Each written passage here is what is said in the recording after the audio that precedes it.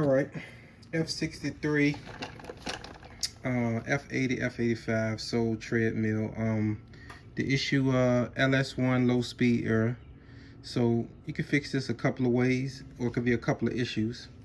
Number one could be your speed sensor, which is right here. This screw. Sometimes you might have a lot of dust on this wheel, and right here, this is a magnet. So as this rotates, it hits this speed sensor to let the main board know that the speed of the treadmill. So if this is too far back, it might not get a good connection between the magnet here and the speed sensor. So you can just loosen this, push this forward a little bit, get kind of close as you can.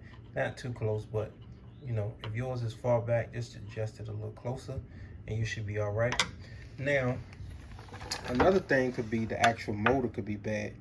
The brushes or whatever, you know, it's not letting the motor have enough power to hold the weight when you step on it. So therefore, the motor is stopping. You'll hear it click, and then a few seconds later, you'll get the LS1 error, low speed error. So you know, so that could be an issue too. Also, that plug for that speed sensor is over here, so you can, you know, adjust it there. You know, if you got it, if your speed sensor bad, this is where you unplug it at, over here, and that wire runs all the way back around, over back to the speed sensor.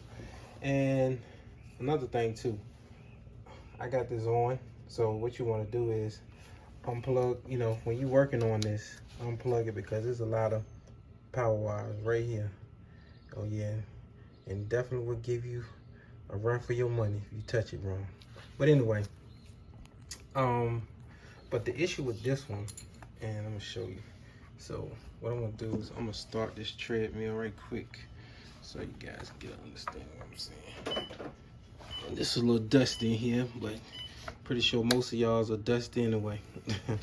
But so for the most part, I'm gonna show you. Okay, you can see this treadmill running, but right here, this controls the output of the motor. So if I turn this clockwise, if you know, if I'm facing the other way, so I'm gonna say clockwise. If I turn this, you can see I'm turning this. Now you see what it's doing? It's going, it's like speed up, slow down, speed up, slow down. So what you want to do here, spin this all the way back till there's no more resistance. It's like, you know, you're at the end of the road, so you'll feel a resistance when it stops. So now you see the belt moving like, you know, normal. So, and then you want to turn this back, maybe like, you can see 1.5 turns. Or maybe not that much, maybe 1 turn, you know, maybe a quarter. I'll say a quarter. So I'm gonna go back to the beginning. I'm gonna give it a quarter turn out right there. So I couldn't step on this before.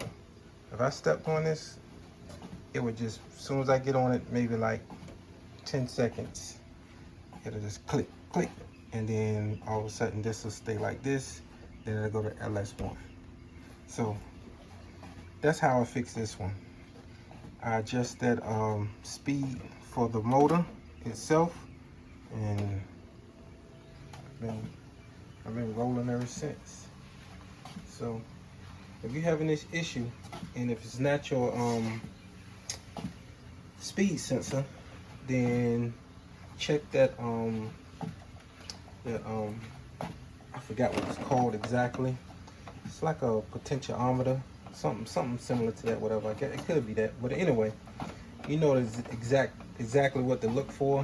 And this goes for a lot of treadmills. All those main boards have that same thing. So I'm gonna show you again what that is. That is right there. You can see it's like a little Phillips head screw piece.